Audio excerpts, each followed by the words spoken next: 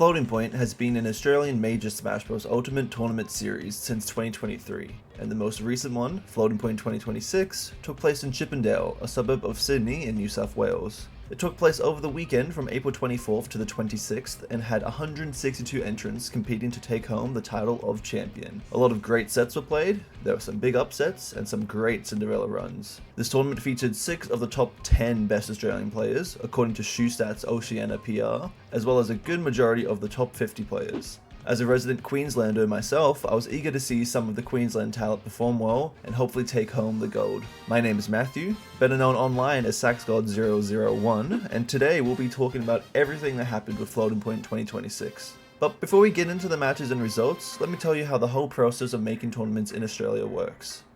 Floating Point is one of the few ongoing major tournament series that Australia has due to the lack of support from potential sponsors that help fund and organize major tournaments like over in the US and Japan. While we do have a few ongoing major tournaments, they are made possible by the hard work, sacrifices, and sheer determination of the Australian tournament organizers. These tournaments include the Game Expo in Victoria, Floating Point in New South Wales, Christmas, a tournament themed around Christmas in Queensland, and recently Western Australia had a major tournament, Journey to the West. Though it was a one-off major, not an ongoing series sadly.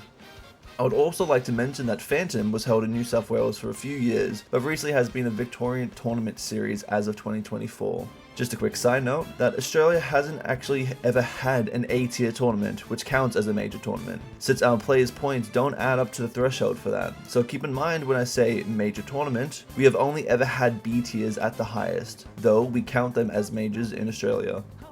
Going back to the topic at hand, there were a few series that sadly stopped running due to financial issues and the amount of commitment needed to run the tournament, such as Sunny Side Up here in Queensland and BAM that runs alongside other fighting games in Victoria, though the latter was more so cancelled and the Smash scene won't be returning to it. There are a few major tournament series over in New Zealand, but for the sake of this video I will strictly be sticking to Australia, not Oceania as a whole. No hate to any New Zealand viewers.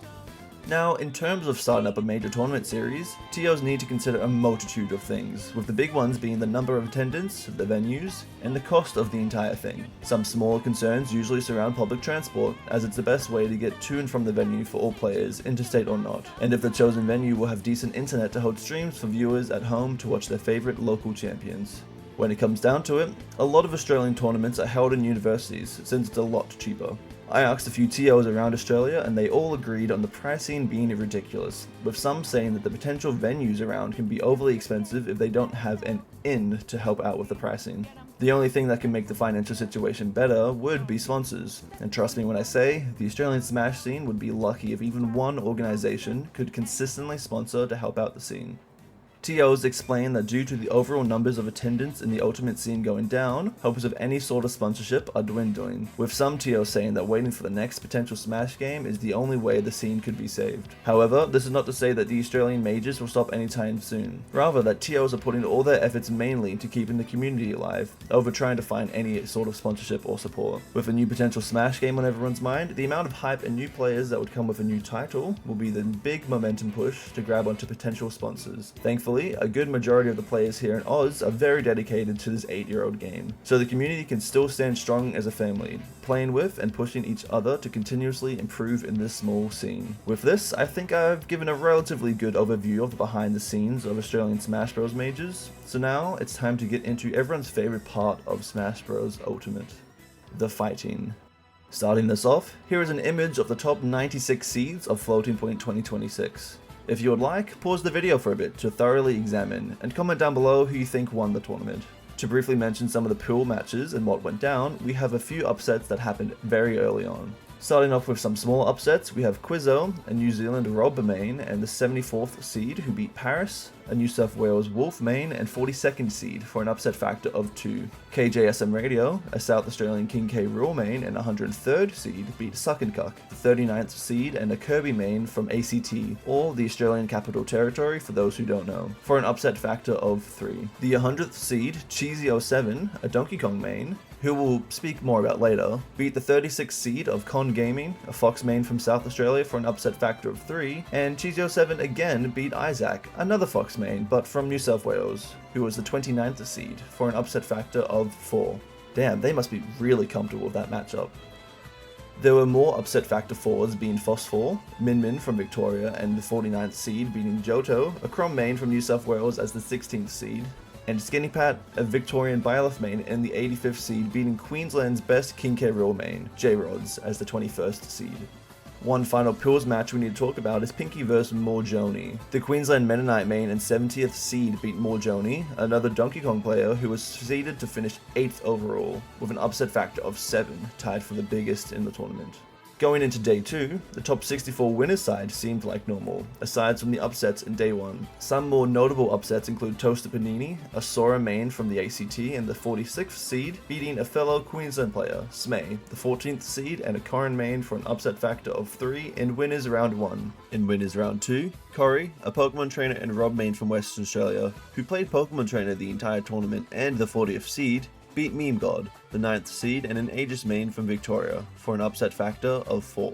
Moving to the losers side of the bracket, we have Billy, another Western Australian player and a Hero main as the 55th seed, beating Robotic Joe, the 24th seed and Marth main to eliminate them at 49th, for an upset factor of 3. There were so many more impressive upsets, but naming them all in one video would be even more impressive. So now we'll be moving on to the performance from my favorite state, no bias attached.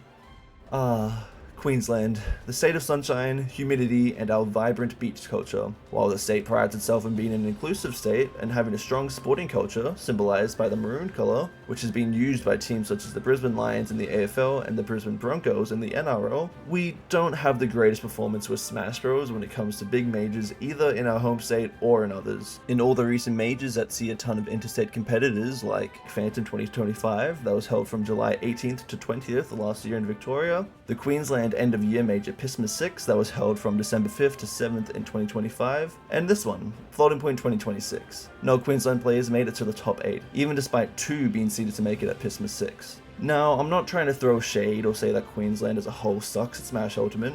I'm literally an O2er with some online wins, so I have no place in saying anything when it comes to a player's performance at a major. But even despite that, I still love watching the Queensland players perform well, like in Pool B3 at Pisma 6, which was also my pool for anyone curious, when I got to witness Metalotl, a newer player on the scene and a Mewtwo main, beating Aloli, a Marth main from Victoria, live on stream. Not to get too deep into the upset factor of anything, but Metalotl was the 39th seed, while Aloli was the 26th seed. But it's not about beating Aloli or Victoria or anything like that, it's about state pride. Nice one for the home crowd. Pop off the crowd rush. What a set. Going back into Floating Point, we had 8 Queensland players that attended the tournament, with only 3 making it out of pools. The 5 fallen were Elijah and Appleman placing 97th, Schmack and Mad placing 65th, and sadly Bagel, the 63rd seed who unfortunately couldn't make it and DQ'd. While these brave soldiers did fall in battle, we Queenslanders managed to have 3 strong fighters remain in the top 64, those being Smay, J-Rods, and Pinky, the latter of which was having the run of their life, upsetting Be Enjoyed 242 and Morjoni, as mentioned previously, to make it to the winner side of top 64. Unfortunately, they would go on to lose their next 2 matches against Corey, the previously mentioned PT player, and Nichiren, a New South Wales Inkling main, ending their run at 33rd as the 72nd seed. J-Rods started top 64 on the loser side due to an unfortunate upset at the hands of Skinny Pat, as also previously mentioned earlier. But this didn't stop J-Rods, as Queensland's best K-Rool main went on a loser's run with a 4-win streak, beating Vine Boom 2-0, Chipotle 3-2, Shiro 3-1, and German man Pogostick 3-1. Then, sadly losing to Meme God 3-2 to end their bracket run in 17th, where they were actually seeded despite the early loss in pools.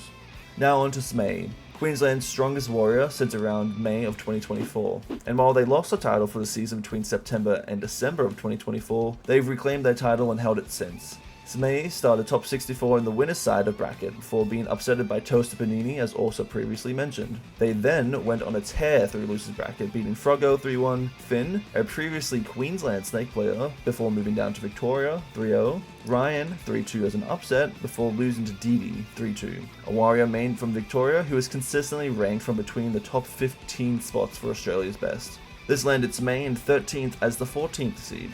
Also showing that despite the early upset, Queensland players can claw their way up to at least their projected placements. And as a fellow Queenslander, I am proud to see that our players can perform so well. Speaking of good performances at floating point, there are a few Cinderella runs I would like to highlight. For those not familiar with the term Cinderella run, it means that a team or player has a surprisingly good tournament run as compared to their seeding. An underdog story where they prevail and win, where in most cases it's predicted they lose. With this, I want to quickly highlight 5 players' impressive runs before we get into the top 8, with those players being Mexi, Toasted Panini, Heaven, Corey, and finally Cheesy07. To start this off, Mexi, a Pac-Man main from Victoria in the 95th seed, upset Josh, a New South Wales Donkey Kong main and 34th seed before losing 2-0 to Newt, the 31st seed and a Victorian Palutena main. When they dropped down to the loser side, they beat MDerp and then sadly lost to Kaizian as their first match in losers top 64, ending their run tied for 49th as the 95th seed. Toasted Panini's run consisted of beating Krusty the Clown 2-0, beating Tihi, a Shulk main from Western Australia in the 19th seed 2-0, Smay 3-2 as previously mentioned, then losing to Beefy, a Victorian Mii Brawler main and the 3rd seed of the tournament 3-0. Then in losers they lost 3-0 to Johto, ending their run at 17th as the 46th seed. Heaven, a Ken player from South Australia, started their run beating Soup 2-0, then beating Meat Livers, a New South Wales Minmin player 2-0, then Phosphor, another Minmin player but from Victoria 3-0. Sadly, afterwards losing to Zack, the 1st seed, and Pac-Man Kazuya main from Victoria 3-2. Moving to the loser side of the bracket, Heaven went on to beat Newt, the previously mentioned Palu main 3-1, then Meme God, the previously mentioned Victorian Pyra Mithra main in the 9th seed 3-2. After that, Heaven unfortunately fell to SebPro 101 in a 3-1 set, ending their run at 9th as the 17th seed, so close to getting into the top 8. Next up, we're talking about Corey's run. Corey started their run beating Doozy, a Ness main from ACT 2-0, then beating Yellow, an Isabel main from South Australia and the 25th seed 2-0.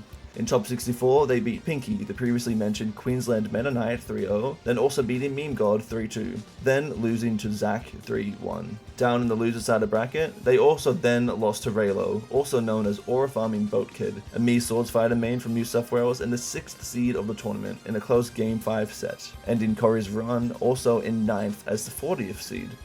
Before getting into Cheesy's run, I want to mention other players with great runs this tournament. As mentioned previously, Skinny Pat, a Victorian Byleth main in the 85th seed, managed to get 33rd, losing to Quizzo, but getting an upset win on Joe McXenoblade, the 44th seed, and J-Rods. Also mentioned before, Quizzo and Nichiren placed 25th as the 74th and 60th seeds respectively. Kaizian, a hero main from New South Wales and the 65th seed, also placed 25th. Piggins, a Pikachu player from Victoria, placed 17th as the 41st seed. And finally, Slimboy, the 35th seed and a Yoshi main from Victoria, who placed 13th overall. They fell to the loser side of bracket in pools, then went on a 5-game win streak before losing to P9, who also beat Piggins in the previous round. Cheesy07, a humble Donkey Kong main from Western Australia, came into the tournament with a predicted seeding of 100, meaning to be eliminated in losers round 2 of their pools group.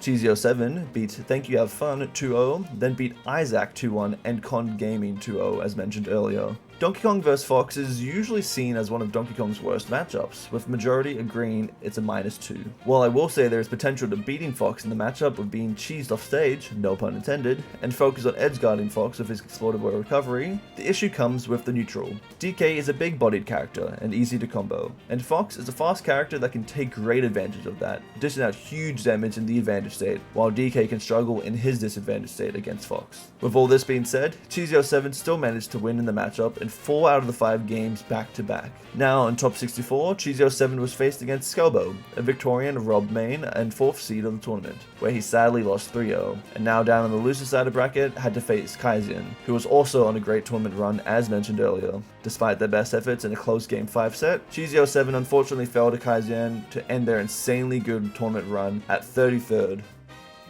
Before talking about the top 8, I also want to highlight some of my personal favourite players that aren't a part of the top cut, and their runs. Starting off with Sumiki, a Robin main from New South Wales and the 26th seed of the tournament. Sumiki starts her run with a swift 2-0 win over KJSM Radio, followed by an unfortunate 2-1 loss to Unri, a Lucina main in Victoria and the 90th seed, resulting in an upset factor of 3. Sumiki then went on to beat Queensland Schmack 2-0, and then having to unfortunately face Morjoni in loser side top 64 immediately. And even though it was a close game 5 set, the 8th seed of the tournament prevailed, landing Sumiki in 49th place. Still a great performance at an Australian major, but sadly underplacing by 2 rounds. Another personal favourite player of mine, mkleo, came into the tournament as the 99th seed, expected to not even make it out of pools, yet went on an impressive bracket run, beating Jazzy Matazzi 2-0, then losing to SAQ, a Pyramithra player from South Australia in the 30th seed 2-0. Then he continued his run by beating Kuribo 2-0, Jadlad 2-1, Lawrence 3-1, before losing to Newt 3-0, ending his run in 33rd, overplacing his seed by a huge margin. I want to quickly shout out Quizzo, Nichiren, and all the Queensland players again for their impressive performances. But now, let's talk about the top 8. Finally, top 8. The players who are the best of the best are found at the top. The cream of the crop. The creme de la creme. The A-listers. The Illuminati? Huh. Anyways, here we are. The pinnacle of Australian Smash Bros at Floating Point 2026. It's been a long and tiring 2 days of constant, stressful tournament matches against great players, but we've made it to the end now. And I've tried to avoid mentioning most of these top players thus far, for a bit of a surprise factor, but who am I kidding? You probably already know how it went down. But maybe you weren't aware of the calculated odds that ICK made of everyone making top 8, let alone the chances of these players winning overall. I'll put them up on the screen now. They are quite interesting, seeing how high the percentages are for the top 8 compared to everyone else, with the odds of winning percentages are even more skewed, with the top 3 having considerable percentages compared to everyone else. If you don't know who won the event, comment down below your guess on who you think won based on these stats alone. The winner's side of top 12 into the top 8 went according to the seeding. Zach, the Pac-Man Kazuya main from Victoria and first seed beating Cory 3-1. Unpheasant, the Mario main from New South Wales and second seed beating Honk, also known as Tung Tung Tung Sahor, who I'm gonna refer to as Triple T from now on, in a 3-1 set. Then there's Beefy, the Victorian Mii Brawler main and third seed beating Sebpro 101 3-0, and Scobo, one of the top Rob players from Victoria in the fourth seed, beating Harry 3-2, securing the top 8 winner side as the projected placements. Onto the loser side, Harry, a Luigi main from Victoria and the 5th seed, who I just mentioned lost to Scobo in the winners quarterfinal, beat P9, a Victorian Villager main and 23rd seed, 3-1 to qualify. Raylo, mentioned before as the New South Wales Mii Swordsfighter main and 6th seed, got upset by Sebpro 3-0 in winners round 2 of top 64, and then went on to beat Morjoni, Johto, then Cory in a close game 5 set to qualify. Triple T, another Victorian Kazuya main and 7th seed, got beaten by Unpheasant in winners quarterfinal, as I mentioned a little earlier, then went on to beat DD, a Wario main from Victoria and the 12th seed, 3-1 to qualify. Finally, Sebpro 101, the other aforementioned Rob main from Victoria and the 11th seed, got beaten by Beefy in winners quarterfinals, then beat Heaven 3-1 to qualify, meaning that the loser side of top 8 went as per seeding, with the sole exception being Sebpro replacing Morjoni, due to Morjoni's unfortunate earlier upset, and Sebpro upsetting Raylo in winners round 2 of top 64.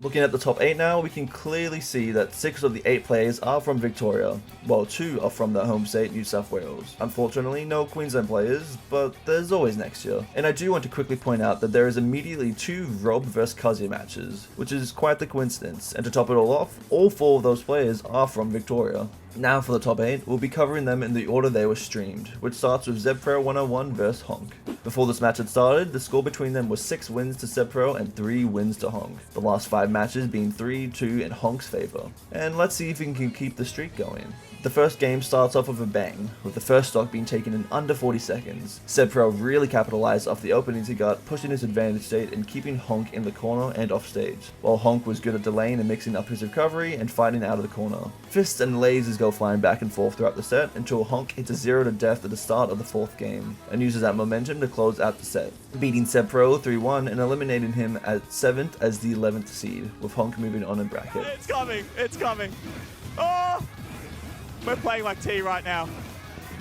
How do you deal with this if you're ZebPro? Honk goes up there. The next matchup is Raylo vs Harry, 6th seed vs 5th seed, me Swords Fighter vs Luigi. The set record between these two players doesn't exist up until this point, meaning this is the first time they've actually fought in bracket. The first game starts with Harry completely dominating Raylo and stuffing out any approaches and options he has, closing the game with a 2-stock. In the second game, Raylo switches from his usual set with the Shuriken to the Tornado, and that change is enough to keep Harry in a disadvantaged state, winning Raylo the second game.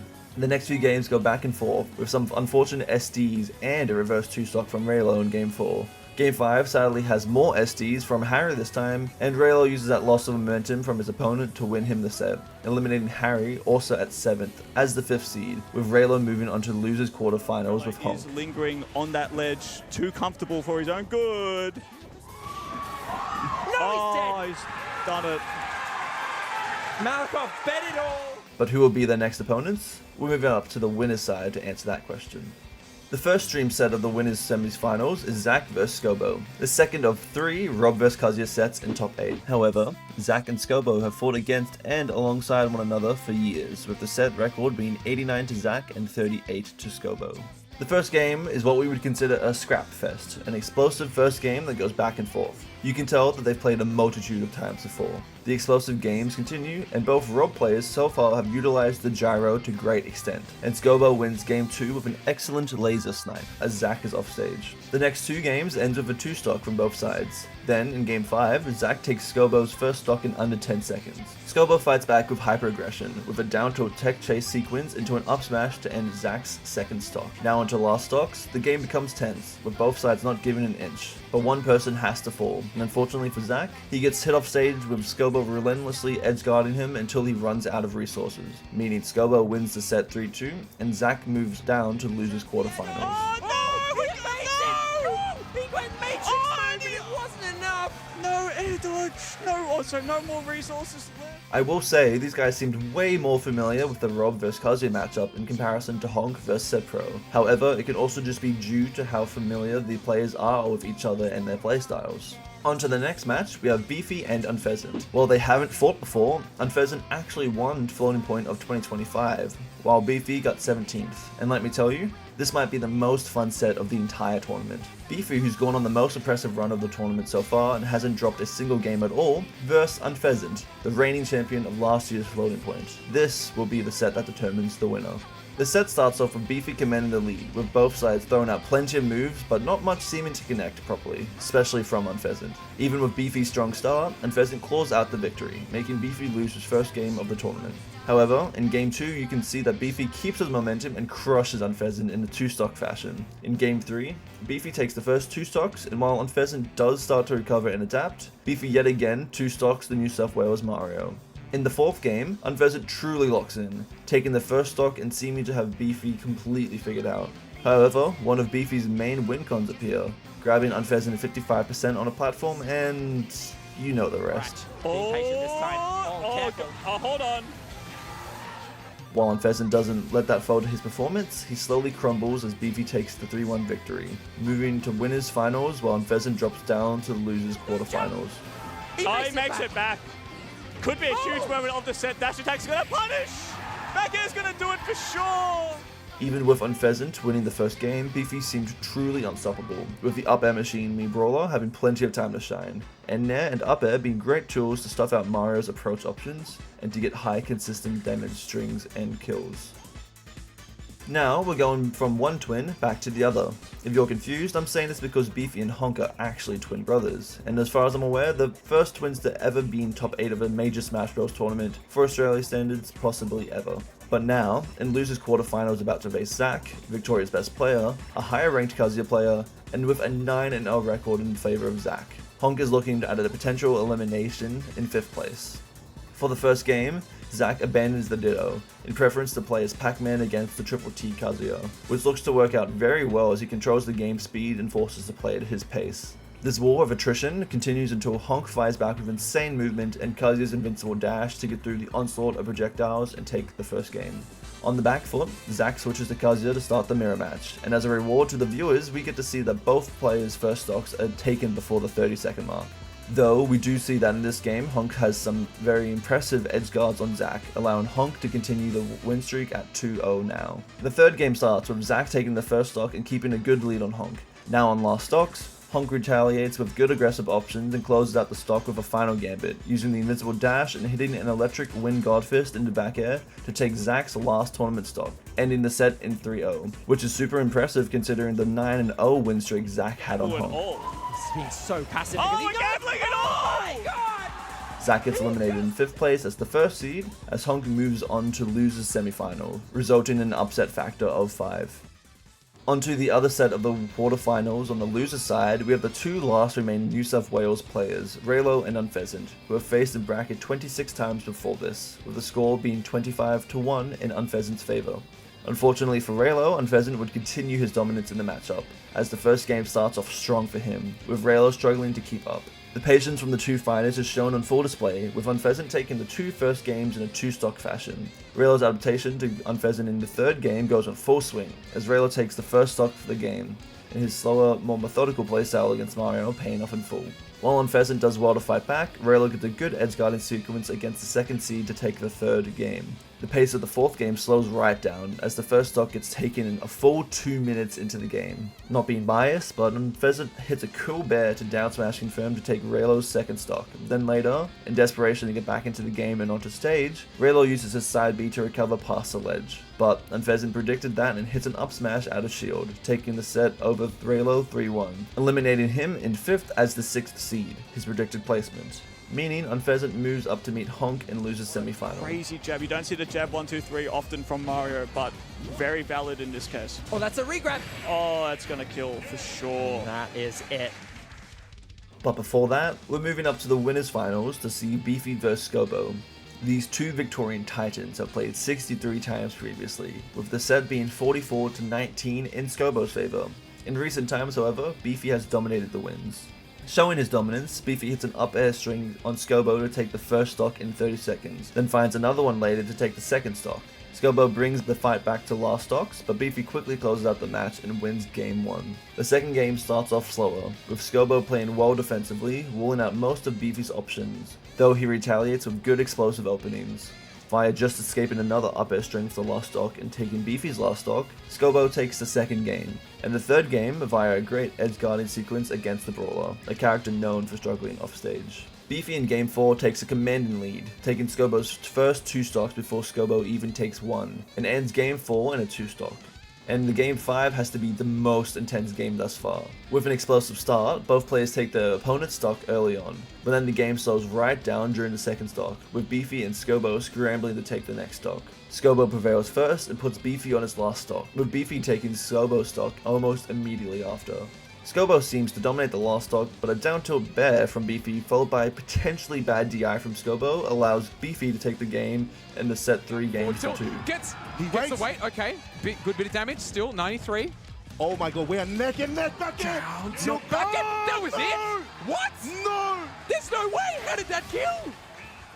I do want to mention that Scobo could have been DIing out due to trying not to be hit or thinking Beefy would go for a potential up B, as most stocks taken from Beefy this set were the up air to up B combo. Nonetheless, Scobo goes down to losers finals as Beefy secures a spot in grands.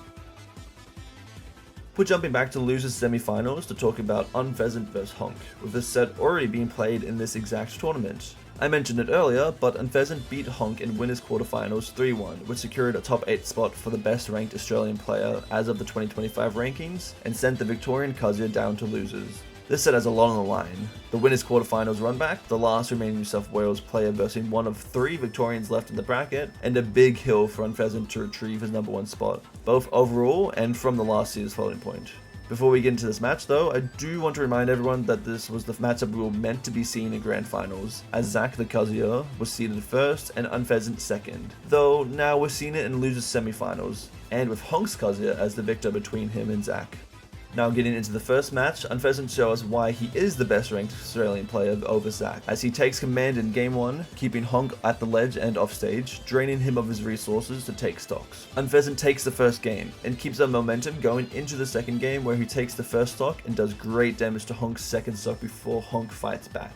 Down to last stock, last hit, then Honk finds an opening, hitting 8 of Cozier's 10 hit combo, dropping it on purpose. He reads as Unpheasant rolls behind him and slams the Italian plumber in red with an up smash, bringing the score to 1-1. This loss doesn't stop Unpheasant as he starts the next game strong, taking the first stock, and then later hits an up air string almost connecting the forward aerial to take Honk's next stock. Honk fights back hard and has an insane comeback to win the third game. Game 4 starts tense, with both players doing some chip damage to each other, before Honk gets an opening to take Unpheasant's first stock, though he quickly retaliates by taking Honk's stock. Honk continues to pump the gas by playing an amazing second stock, then taking Unpheasant's last tournament stock with Cozier's down B off stage, beating Unpheasant in the run back 3-1, resulting in an upset factor of 4, and meaning that both twins defeated the strongest New South Wales player. The combo so quickly, Unpheasant is running out of steam. Oh no, he's gone! He's won! He's won! Oh my god! This set showed a great adaptation from Honk, and the insane momentum he had from an already insane losers run. You could tell in the set that Honk seemed more comfortable facing Unpheasant in the run back, compared to Unpheasant himself with Honk. Unpheasant, the second seed and last remaining New South Wales warrior, falls at 4th. At this point, the top 3 are now all Victorian players, consisting of the Twins and Scobo. Will the Twins meet in Grand Finals due to how Honk has been playing out of his mind? Or will Scobo and the robotic operating buddy be too tall of a wall to climb over? Let's talk about it now. Scobo and Honk have fought 16 previous sets, with Scobo having won all of them. That would mean bad news to Honk. However, everyone in his top 8 that Honk has fought previously had a winning record on him, with Zach having the 9-0 record, and Honk still prevailed. This set is the gatekeeper for the first ever Grand Finals in Australia consisting of twins, and Honk shows his determination as he takes the first stock in game 1, and almost takes the second stock, but Scobo escapes the combo and takes Honk's first stock. Scobo shows more control in the game and in the matchup, and he takes the lead, then performs a beautiful edge-guarded sequence to take the first game of the set. In the second game, Scobo starts off with a crazy 0-to-death that includes a great ledge trap as he takes the first stock. Honk tries fighting back, but Scobo takes the second game with a comfortable 2-stock. With his back against the wall and on his potential last tournament stock, Honk has nothing to do but fight relentlessly against Australia's top Rob player. He starts off game 3 strong, but Scobo fights back harder, clearly with an ambition to meet Beefy in Grand Finals for the run back. We get to the last stock on game 3, and while the fight goes back and forth, Scobo gets the lead and eliminates Honk with a big robe back air, meaning Honk as the 7th seed falls at 3rd overall. Ooh. That might be dead. No, great DI. Okay, there you go. That's all she wrote. Wow. Well played to Scobo. A 3-0 sweep. Finally, Grand Finals. The pinnacle of Smash Bros, where the best of the best competes, where boys become men, where the strongest under the heavens get named, and we have 2 competitors that have been playing like professional athletes, playing out of their minds, playing on demon time, Beefy and Scobo. On one hand, you have Scobo, the best ranked Rob main in Australia, the 14th best Rob main worldwide according to Shoe Stats, the 4th seed, and ranked 4th as of the Australian PR for 2025, with predicted rankings of 3rd for 2026 as seen on ICK's Twitter. Scobo didn't drop a single game until winners quarterfinals, going 3-2 against Harry, then in winner semi as he dropped 2 games versus Zach. And while they did lose earlier to Beefy, they kept the set very close, with every other set they won being more dominant, especially against Honk in losers finals. And on the other hand, Beefy, currently in the winners side of Grand Finals, facing off against Scobo, the best ranked Mii Brawler in Australia, the 10th best Mii Brawler worldwide according to Shoe Stats, the 3rd seed, and ranked 12th as of the Australian PR 2025, with predicted rankings of 6th for 2026 thanks to ICK. We talked earlier about how Beefy only dropped games in top 8, 1 against Unpheasant and 2 against Scobo. Both players have been playing incredibly over the weekend, but only one can go all the way and win it all. Game 1 starts off with a 0-to-death by Beefy. is what I would say if it were to actually connect properly. Scobo retaliates with his own 0 to death to take the first stock of Grands though. You need to keep Beefy here. They don't have a jump. Yes. Great And that catch. is a side kick. Scobo does some decent damage to Beefy's second stock before Beefy hits the iconic up air into up B for the kill. Now both on second stocks, it becomes a scrap fest. Little hits and pokes, but no major damage strings off of it. And Beefy reveals that his neutral B was the move Mach Punch. But don't get held up too much on that because Scobo quickly finds an opening to get the stock.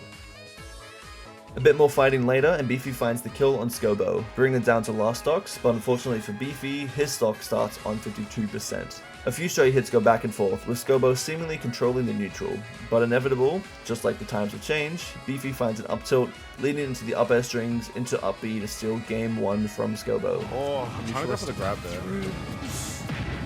Uh-oh. Oh my god. No way to start the whole damn thing. My god. The score is 1-0 to Beefy, 2 games closer to being crowned the champion of Floating Point 2026. Starting off game 2, Beefy starts the match hitting Scobo with a 71% combo, then shortly after continues to end Scobo's stock with a 0 to death, just a very slow sort out one. Well, we did see what happened last time we were here on Smashville. Are we going to see the exact reset same on the thing? platform. Beefy then continues to do another 58% to Scobo's second stock before even getting hit once himself, dominating the start of the match with such a great lead. As Scobo fights to get himself back into the match, he shoots out the gyro to help with pressure and stage control, only for Beefy to grab it and use it against him, almost resulting in the end of Scobo's second stock. Luckily for Scobo, he manages to escape the combo, and shortly after catches the gyro to a dash attack that connects, leading into a jump, gyro toss, side B for the early kill on Beefy at 52% to get him back into the game. A bit later, Beefy reads the roll get up from ledge and gets the back air kill on Scobo's second stock. And as Scobo respawns, they trade hits, with Beefy still seemingly to be in control. Upon getting a good opening, Scobo gets a combo into an edge guard to get the stock against Beefy. Yeah, too. Like, Scobo got away with it once, and they've tried it 2 more times, and Beefy's punished them both times. Oh, wow. Well, good angle there on the laser. Oh, even better catch. Yep, Oh, yep. And on last stocks apiece again, Beefy settles it in a more dominant fashion compared to the last game. Now the score is 2-0 in favor of Beefy, and this next game could be the last. Still stalling it out. Oh, going for the air dodge again, but Beefy not ready. Surely they would go for the third time. Yep. Wow.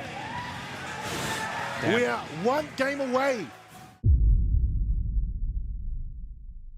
On to game 3, and while it does start off a lot more even compared to the last 2 games, it does seem like Scobo is taking the edge over Beefy, as Beefy survives an almost SD immediately. Scobo does take the first stock for once this set with a well-timed down-angled forward tilt as Brawler grabs the ledge. This lead doesn't last too long as Beefy comes down and, say it with me, hits the up air string into up B for the kill. But every student of the game, wow, Oh my god. will not let... Tensions are high on the next stock. The 2 players are neck and neck with percentage, and you can see that Beefy tries to use his movement and good poking options to bait out any panic options from Scobo, but Scobo doesn't give in to the pressure and stays safely in his shield. Beefy does eventually get the kill, putting Scobo on his last potential stock of the Gonna go tournament. Thrupper and holding down as well for good measure. That's really... Wow. Scobo on his tournament. Major stock. Scobo finds an up air kill himself to take the stock as Beefy was trying to escape the corner. And now we are down to the last stocks of potentially the last match of the set and tournament. Knowing all this and using the insane momentum push from the entirety of top 8, Beefy starts to dismantle Scobo's last stock, hitting an up air combo that doesn't result in a kill, but positions Beefy on the platform of Smashville, with Scobo retreating to the corner at ledge, shielding from any incoming attacks. But before he can react properly, Beefy comes flying down and double jumps right in front of Scobo, who goes for the shield grab and completely whiffs, allowing Beefy to hit the sickest confirm of falling up air into down air, and securing Beefy the 3-0 victory of Grand Finals, crowning him as the champion of Floating Point 2026. Down it. no. Down it. Down it does off the He does it. Beefy. Oh my god. I don't believe what we've just seen. Beefy, the me brawler who could, coming up to the stage time and time again. The crowd erupts in a roar as Beefy reigns victorious, with his best friends and own brother running up to congratulate him on the win. With how Beefy has been performing so well as of recently, with him climbing up the ranks in the Vic and Oz-wide rankings so quickly, it only makes sense that Beefy was going to win it all. The insane movement, explosive gameplay, and huge momentum that Beefy showed this tournament, I wouldn't be surprised if it were to be ranked #1 in Australia soon. And with Honk's impressive performance and wins, it would be absolute cinema to see the two twins duke it out at the top for the #1 placement one day. When you think of good Smash Bros, you think of mkleo vs Tweak in EVO Grand Finals 2019, mkleo vs Mars at Genesis 7 in 2020, and now obviously Beefy with his performance at Floating Point of 2026. Even though I mentioned earlier that major Australian tournaments aren't technically major due to the tiers and thresholds used worldwide, Beefy proved that Mii Brawler is a force of nature, and has just made one of Mii Brawler's best placements ever worldwide, only being the 10th best according to ShoeStats. In my humble opinion, this was one of Australia's best and most entertaining tournaments ever, and I'm sure everyone who watched was really inspired to grind and get better, and to aim to become the best player they can. I know I have, and that's due to seeing some players really break out and outperform their seeding, playing out of their minds to prove they are a real threat. In the top 8, while having 3 Kazuya vs Rob matches and a Kazuya mirror match, blew through everyone's expectations and was overall extremely hype, and in my opinion, ended in the best way possible. But let me know your thoughts. Are you also happy for Beefy? Did you want someone else to win? Were you wanting to see Unpheasant vs Sack in Grand Finals duking it out, or the Twins in Grand Finals? How did you feel about Floating Point 2026 as a whole, and do you think it was the tournament to help bring more life and excitement around the Australian Smash scene? Let me know in the comments below, and thank you all for watching the video. I've been SaxGod001, and I hope to see you in the next video. Peace.